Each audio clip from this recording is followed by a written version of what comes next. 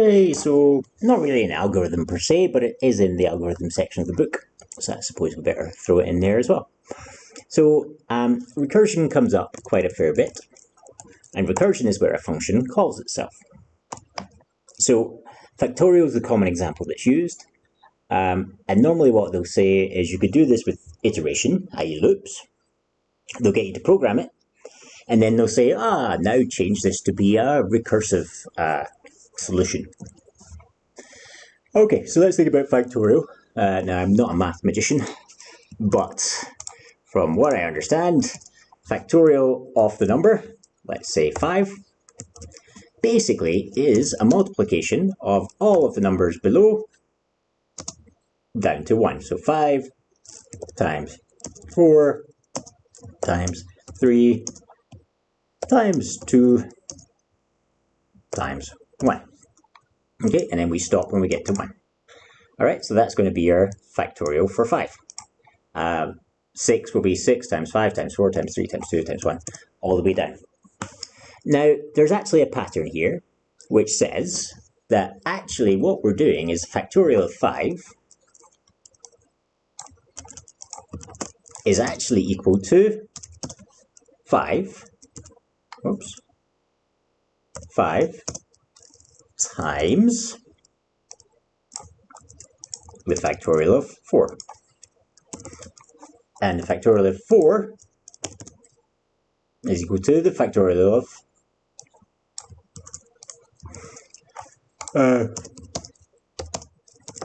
4 times the factorial of 3, and so on.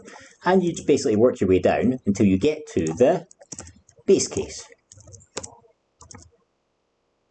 Now the base case, is going to be the factorial of 1. So the factorial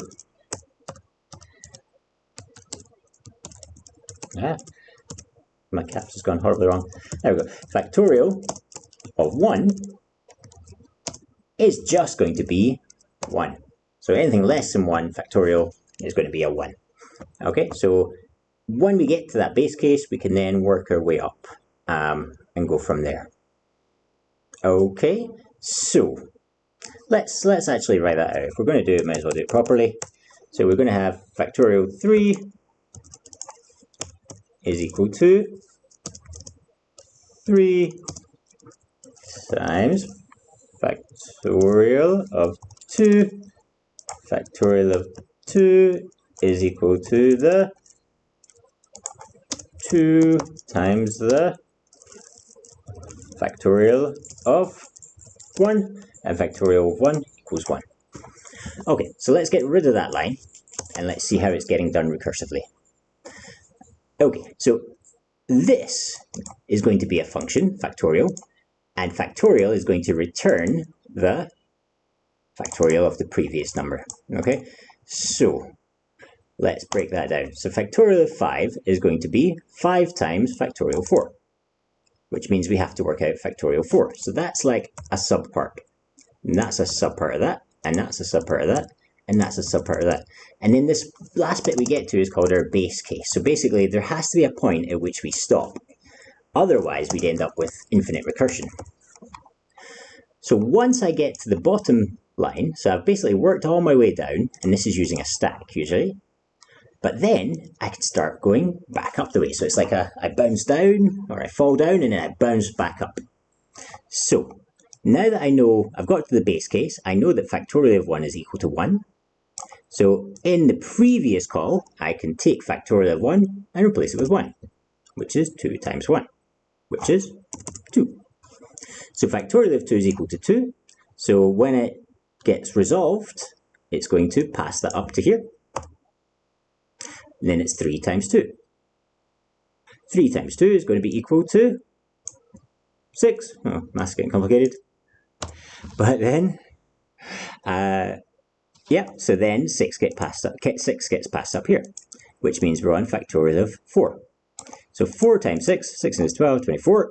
So we're going to then have 5 times 24. And then 5 times 24, well, I am not a math person.